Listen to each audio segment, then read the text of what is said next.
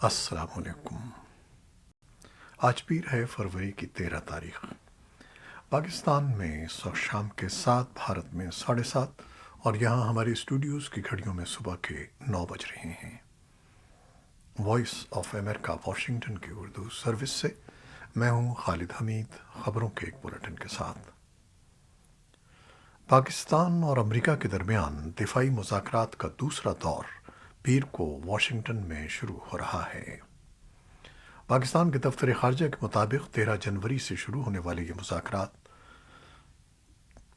13 فروری سے شروع ہونے والے یہ مذاکرات 4 روز تک جاری رہیں گے، جس میں پاکستانی اور امریکی عہدیداروں کے درمیان دفاعی اور سیکیورٹی تعاون کے امور زیر بحث آئیں گے۔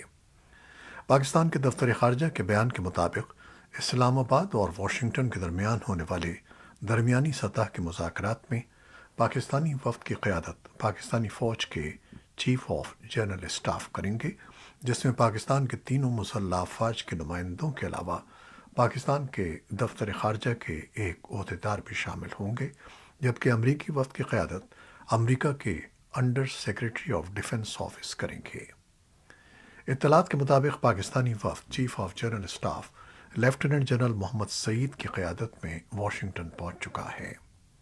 یاد رہے کہ پاکستان اور امریکہ کے درمیان دفاعی مذاکرات کا پہلا دور جنوری سن 2021 میں اسلام آباد میں منعقد ہوا تھا۔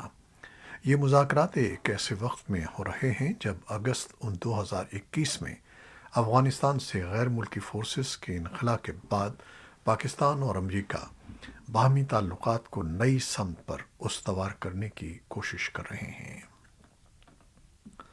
صحافی ارشد شریف قتل کیس کی مشترکہ تحقیقاتی ٹیم JIT کے سربراہ نے سپریم کورٹ کو آگاہ کیا ہے کہ انہیں کینیا میں کیس سے متعلق کوئی شواہد نہیں ملے ہیں۔ اسلام آباد سے وائس آف امریکہ کے نمائندے عاصم علی رانا کے مطابق chief justice of Pakistan justice Umar Ata Bandial کی سربراہی میں سپریم کورٹ کا 5 رکنی بینچ ارشد شریف قتل کے معاملے پر از خود نوٹس کی سماعت کر رہا ہے۔ پیر کو دوران سماعت ڈپٹی اٹارنی جنرل نے عدالت کو بتایا کہ کینیا میں CID حکام سے ہمارے افسران کی ملاقات ہوئی، جبکہ JIT نے اپنی تحقیقات کے حوالے سے عبوری رائے دی ہے۔ چیف جسٹس نے ارشد شریف کیس کی فیکٹ فائنڈنگ رپورٹ لیک ہونے پر برہمی کا اظہار کیا اور کہا کہ ہمیں تمام ممالک کی خود مختاری کا احترام کرنا چاہیے۔ فیکٹ فائنڈنگ رپورٹ جس نے بھی لیک کی ہمیں پتہ کر کے بتائیں۔ جسٹس عمر عطا بندیال نے کہا کہ اس کیس میں 2 اہم پہلو ہیں، ایک مقامی اور ایک غیر ملکی۔ دفتر خارجہ کھوج لگائے اور ریاست کو آگاہ کرے۔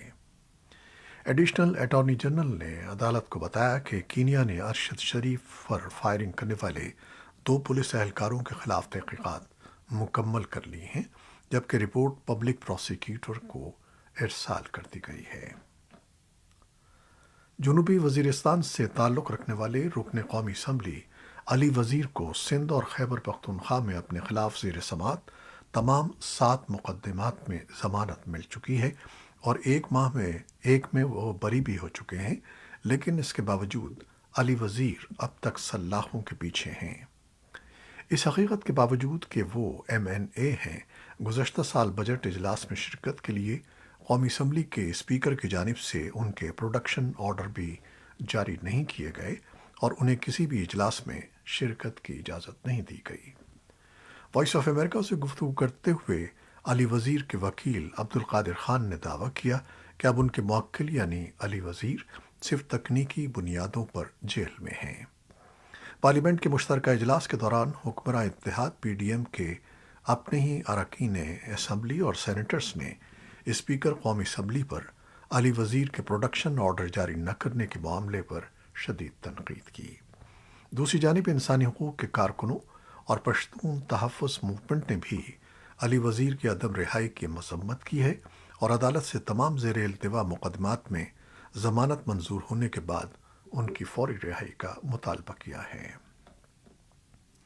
راولپنڈی کے علاقے روات میں محنت کش کا گردہ نکال کر فروخت کرنے کا معاملہ سامنے آیا ہے، جس میں ایک گھر میں قائم ہسپتال میں بیرون ملک سے آنے والے افراد سے لاکھوں روپے لے کر انہیں غیر قانونی طور پر گردے فروخت کیے جا رہے تھے۔ راولپنڈی پولیس نے ہفتے کو ایک ملزم کو گرفتار کیا جس کے ساتھ ایک متاثرہ شخص بھی موجود تھا جس کا چند گھنٹے قبل گردہ نکال لیا گیا تھا۔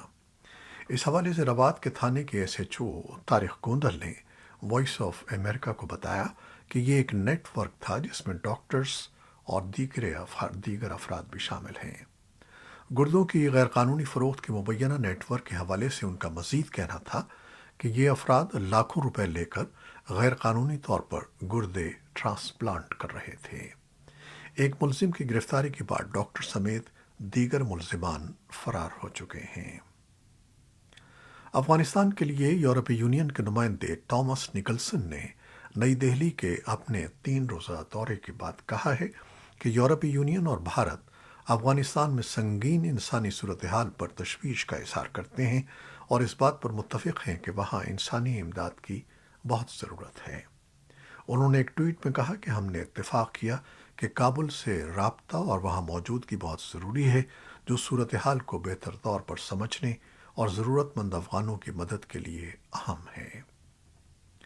پاکستانی میڈیا نے گزشتہ دنوں یہ خبر دی تھی کہ سویڈن میں پاکستانی سفارت خانے نے افغان باشندوں کو غیر قانونی طور پر 1600 پاکستانی ویزے جاری کیے ہیں۔ اس رپورٹ کی تحقیقات کا آغاز کر دیا گیا ہے اور یورپ میں موجود سفارت خانوں کو مبینہ طور پر افغان باشندوں کو ویزے جاری کرنے سے روکنے کا حکم دیا گیا ہے، لیکن وزارت خارجہ نے ابھی تک ان رپورٹس پر کوئی تبصرہ نہیں کیا۔ ریڈیو کا عالمی دن ایک بین الاقوامی دن ہے جو ہر سال 13 فروری کو منایا جاتا ہے۔ اس دن کا فیصلہ یونیسکو نے اپنی 36ویں کانفرنس کے دوران 3 نومبر سن 2011 کو کیا تھا۔ افغانستان میں بھی یہ دن منایا جا رہا ہے جبکہ افغانستان میں طالبان کے اقتدار پر قبضے کے بعد سے گزشتہ 18 ماہ میں 113 ریڈیو اسٹیشن بند کر دیے گئے ہیں۔ بھارت کے شہر بنگلورو میں پیر کو منعقد ہونے والے ایئر انڈیا شو میں دنیا کے 98 ممالک کے وفود شریک ہیں۔ ریاست کرناٹک کے شہر بنگلورو میں پیر کو وزیر اعظم نریندر مودی نے ایئر شو کے 14ویں ایڈیشن کا افتتاح کیا جو 5 روز تک جاری رہے گا۔ افتتاحی تقریب میں 32 ممالک کے وزرائے خارجہ اور 29 ملکوں کے ایئر چیفز شریک تھے۔ خبر رساں ادارے رائٹرز کے مطابق بھارت کی ایک جانب چین اور دوسری طرف پاکستان ہے اور یہ دونوں جوہری ہتھیاروں کے حامل ہیں۔ ایسے میں امریکہ، روس اور چین کے بعد بھارت کے پاس دنیا کی چوتھی بڑی ایئر فورس ہے، البتہ اس کی فضا میں سوویت یونین کے زمانے کے طیارے ہیں۔ بھارت اپنی فضائیہ کو جدید بنانے کے لیے کوشاں ہے۔ اس کے ساتھ ساتھ چین کی طاقت میں مسلسل اضافے کے سبب اسے مسابقت کے لیے نئے طیاروں کی بھی ضرورت ہے۔ ترکیہ میں سرچ آپریشن کے دوران زلزلے سے متاثرہ عمارت کے ملبے سے ایک ہفتے کے بعد ایک زندہ خاتون کو نکال لیا گیا ہے۔ امدادی ٹیموں کو امید ہے کہ ملبے تلے زندہ افراد موجود ہو سکتے ہیں۔ خبر رساں ادارے رائٹرز کے مطابق ترکیہ کے جنوبی صوبے غازی انتپ میں سرچ آپریشن کے دوران 40 سالہ خاتون صاحب الکایا کو زندہ نکال لیا گیا۔ ترکیہ اور شام میں 6 فروری کو 7.8 شدت کے زلزلے کے نتیجے میں ہزاروں عمارتیں منہدم ہو گئی تھیں۔ ایسوسی ایٹڈ پریس کی خبر کے مطابق اس تباہ کن زلزلے میں اب تک 35,000 سے زیادہ افراد ہلاک ہو چکے ہیں اور اب بھی متاثرہ علاقوں میں سرچ آپریشن جاری ہے۔ شمالی شام میں سرحد کے اس پار اقوام متحدہ کے انسانی ہمدردی کے دفتر نے پیر کو کہا کہ وہاں مرنے والوں کی تعداد 4,300 تک پہنچ گئی ہے اور 7,600 زخمی ہیں۔ اقوام متحدہ میں امریکی سفیر لنڈا تھامس گرین فیلڈ نے اقوام متحدہ کے سلامتی کونسل پر زور دیا کہ وہ شام کو انسانی امداد پہنچانے کے لیے اضافی سرحدی گزرگاہوں کی اجازت دینے کے لیے فوری طور پر ایک قرارداد منظور کرے۔ چین نے امریکہ پر الزام عائد کیا ہے کہ جنوری سے اب تک وہ اس کی فضائی حدود میں 10 بار بغیر اجازت کے فضائی غبارے اڑا چکا ہے۔ چینی وزارت خارجہ کے ترجمان وانگ وین بی نے مزید کہا کہ ایسے واقعات پر چین کا رد عمل ذمہ دارانہ اور پیشہ ورانہ ہے، جبکہ پینٹاگون کے مطابق امریکہ نے اپنی فضائی حدود میں پرواز کرنے والے ایک اور نامعلوم آبجیکٹ کو مار گرایا ہے۔ گزشتہ ایک ہفتے کے دوران اپنی نوعیت کا یہ چوتھا واقعہ ہے۔ وائٹ ہاؤس کی قومی سلامتی کونسل کے ترجمان جان کربی نے کہا ہے کہ اسے گرانے کی وجہ یہ تھی کیونکہ وہ تقریباً 40,000 فٹ کی بلندی پر پرواز کر رہا تھا، جس سے شہری پروازوں کی سلامتی کے لیے خطرہ پیدا ہو گیا تھا۔ وائٹ ہاؤس نے تصدیق کی ہے کہ امریکی صدر جو بائیڈن 20 فروری کو پولینڈ جائیں گے، جہاں وہ اپنے ہم منصب سمیت مشرقی یورپ کے اتحادی رہنماؤں سے ملاقاتیں کریں گے۔ بائیڈن کا دورہ پولینڈ کا اعلان ایسے وقت میں کیا گیا ہے جب روس کے یوکرین پر حملوں میں شدت آئی ہے۔ صدر بائیڈن کا یہ دورہ روس کی یوکرین پر جارحیت کا 1 برس مکمل ہونے سے 4 روز قبل ہوگا۔ روس نے گزشتہ برس 24 فروری کو یوکرین پر چڑھائی کر دی تھی۔ امریکہ کے قومی سلامتی کے ترجمان جان کربی نے جمعے کو بتایا کہ ہم یہ واضح کرنا چاہتے ہیں کہ امریکہ یوکرین کے ساتھ کھڑا رہے گا۔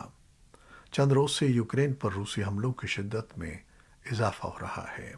جمعے کو روس نے یوکرین کے شہری علاقوں میں شدید شیلنگ اور بمباری کی۔ یوکرین کے وزیر توانائی نے وائس آف امریکہ کو بتایا کہ تھرمل اور ہائیڈرو جنریشن پلانٹس بھی بمباری کی زد میں آئے ہیں، جبکہ 6 ریجنز میں ہائی وولٹیج انفراسٹرکچر کو بھی نشانہ بنایا گیا ہے۔ برطانوی وزارت دفاع نے اتوار کو رپورٹ دی کہ گزشتہ 2 ہفتوں کے دوران روس کو زیادہ ہلاکتوں کا سامنا کرنا پڑا ہے، جو 1 سال قبل یوکرین پر حملے کے پہلے ہفتے کے مقابلے میں بہت زیادہ ہیں۔ وزارت کا مشاہدہ یوکرین کے اعداد و شمار پر مبنی ہے، جن کے مطابق روس میں گزشتہ ہفتے کے دوران ایک دن میں اوسطاً 824 ہلاکتیں ہوئیں، جو جون اور جولائی کی اوسط سے 4 گنا زیادہ ہیں۔ یوکرین کے صدر ولادیمیر زیلنسکی نے اتوار کو اپنے رات کے ویڈیو خطاب کے دوران جمعے کو روس کے ڈرون اور میزائل حملوں سے تباہ شدہ بجلی کے نظام کو بحال کرنے والے کارکنوں کی کوششوں کی تعریف کی۔ زیلنسکی نے کہا کہ زیادہ تر لوگوں کو ہفتے اور اتوار کو زیادہ بندش کا سامنا نہیں کرنا پڑا۔ دریاسنا روس نے اختتام ہفتہ یوکرین پر بمباری جاری رکھی اور ملک کے مشرقی علاقے میں مزید علاقہ لینے کی کوششوں میں شہر پر گولہ باری کی۔ گورنر سیتیسیک نے اطلاع دی ہے کہ جنوب مشرقی دنیپرو پیتروسک علاقے کے شہر نیکوپول پر حملے میں ایک شخص ہلاک اور دوسرا زخمی ہوا۔ روسی حملے میں 4 رہائشی عمارتوں، ایک ووکیشنل اسکول اور پانی کی صفائی کی سہولت کو نقصان پہنچا۔ اسرائیل نے پچھلی تاریخوں سے مقبوضہ مغربی کنارے پر 9 یہودی بستیوں کی اجازت دے دی ہے۔ ان بستیوں میں بڑے پیمانے پر اسرائیلی گھروں کی تعمیر بھی معاہدے کا حصہ ہوگی۔ نئی منظور شدہ بستیاں اسرائیل کے ساتھ فلسطینی امن معاہدے کی راہ میں ممکنہ طور پر رکاوٹ پیدا کریں گی، کیونکہ یہودی بستیاں اس زمین پر قائم کی جائیں گی جو فلسطینی چاہتے ہیں کہ یہ ان کی فلسطینی ریاست ہوں۔ بیشتر بین الاقوامی برادری ان بستیوں کو غیر قانونی قرار دیتی ہے۔